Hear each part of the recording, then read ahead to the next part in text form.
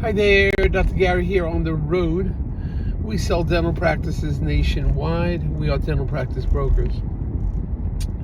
I was a dentist for 25 years, now doing the dental brokerage for 15. Today's topic is seller of a dental practice insists that the potential of a dental practice, is the main valuing point of view. In other words, the value of a dental practice is the potential of the dental practice. So we'll get into that. Anyway, as you know, we have 10 employees now. We're in 25 states and growing. We are here to help you in any way possible. We're now available 363 days a year, take off Christmas and Easter, and available from 8 a.m. or 8:30 a.m. till 8:30 p.m.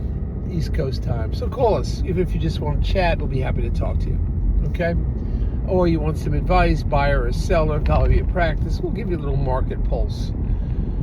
Everything you're about to hear is for entertainment purposes only. It's not legal or business advice. So, if you're thinking about, just contact us at 201-663-0935. Website is dentalpracticeguide.com or nationwidedentalpracticebrokers.com. Just call us. We're here to help you. If you're thinking about selling to the large DSOs, please call us because we work with them all the time. We're independent of them, but we know who the best ones are. We know what's going on in the industry. For example, there's one DSO on the East Coast that's having trouble now. They may have to liquidate. This whole, higher interest rate has been affecting them for many years now. For years, since it's been high. So cash flow is beginning to feel a pulse of it, the pain. Now they will often pay our commission, so generally there's no commission for you as this seller. So please give us a call. They'll often pay our commission, and we'll talk to you about that. Now, secondly, when you sell a practice and the final sale price is over $1 million, upon successful closing, we'll reimburse your legal fees based on some minor criteria. And we will try to put this deal together for you. But we've done this several times. It will help you. So let's get into this whole concept of potential. I will say the only reason a dentist is going to buy a dental practice is he feels it has value. It does have some potential. It has potential to be successful. So yes, the word potential has value to it, or else the buyer wouldn't purchase it. If you thought there was no future, no growth, and as you know, it's 99.75% success rate in a dental office. So yeah, the word potential is a deciding factor. But the value of the actual practice is not going to be only the potential. The potential is the bank thinks it's a doable, workable, future successful situation. The buyer thinks he'll do well or she'll do well there. Yes. So potential is value. But that is not the whole value of the practice. You have to understand something.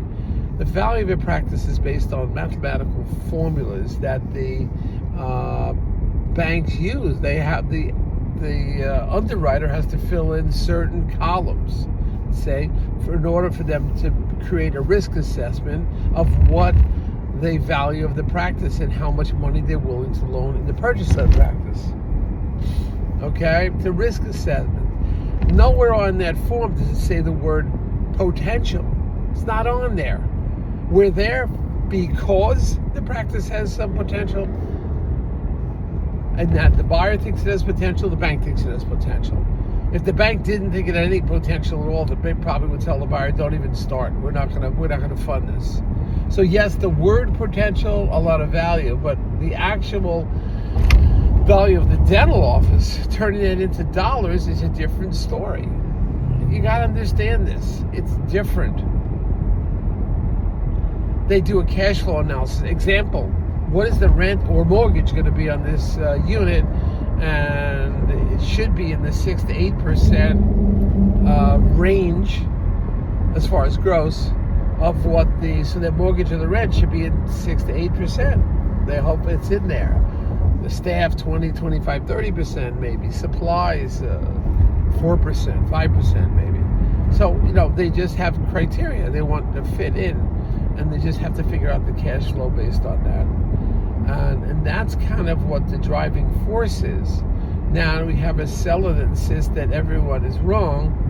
Their formula is what the potential of the office is, and they want to equate that into a value. Well, you really can.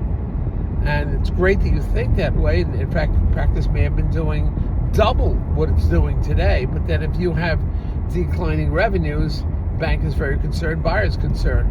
Actually, what they do is extrapolate down. If you did 900,000 2 years ago, and then 800,000 a year ago, and this year it looks like you're only going to do 700,000, it's declining revenues. You can say, well, I'm not working so hard, and I got injured. You can have valid excuses. Maybe the excuse you got injured has a lot of validity to it. Of course, if you got injured, why didn't you hire an associate to work? So you can keep it going. So you could say the practice was doing $900,000, and now it's on track for doing 700. And you could tell everybody, well, look, when it was doing 900, I'm just not working as hard, and I'm referring all these procedures. Yes, I agree that when you refer a procedure, it could go out and sending out the molar endo, perio, oral surgery, ortho, and you keep all that in house. Yes, there's the potential you can grow 15, 20%. Agreed. I agree. You can grow the practice. But at the same time, the banks are very cautious of a declining revenue. So you can't just say, well, the practice has the potential and look how much it used to earn. Well, what if half of the population in the town is gone? What if there was a major industry, let's say it's a timber industry, and the timber company has gone out of business or moved? They're not doing it anymore because of it. Or shale fracking. It was a booming economy, but they shut down shale. Can't do the shale anymore. So now practice has lost a lot of income because there's no population. That's why you can't count on what happened 3 years ago. Again, we get back to this potential. You can't keep insisting the practice has the potential, and that's what the value is. So we insist on high value because of that. You can't do it. And I deal with this on an ongoing basis all the time. But we just try to straighten out and try to be clear with everybody so everyone understands. And that's what we're dealing with. It's the banker. You as the seller, if you insist on the potential of practice, the value, well, then go sit down with the underwriter at the bank and you tell them that your numbers are all wrong and you have to just change your numbers because of the potential. Well, he'll look at you and say, well, there's nothing in my spreadsheet as I do the cash flow analysis for the putting value on potential. There's no box to fill there. And that's your answer. Unfortunately, I understand. Practice has great opportunities. But what you can do as a seller, you can explain, hey, I'm sending out all these procedures that could be 15 to 20% increase the first year. I'm not marketing, advertising. There's another 10% growth right there. So you're selling the buyer on that. So that's where you could really at least win the buyer over to maybe pay a little higher dollar amount. You can win them over. So please keep your mind and eyes open to that. That's really important. Anyway, thank you for listening. We got a beautiful day at the Jersey Shore. I'm at the beach. I'm working and making a few videos for you. Hit the subscribe button so you'll be alerted. We got a lot of videos out there. I think 619, 620, and then we have the short view videos too. There are quite a few of those. So we'll take a look at everything. We believe at this point we have more videos on buying and selling a dental office than anyone in the country, maybe in the world. I don't know, because I haven't seen it on YouTube. So please give us a ring. We're here to help you. Thank you so much for listening today. We'll see you.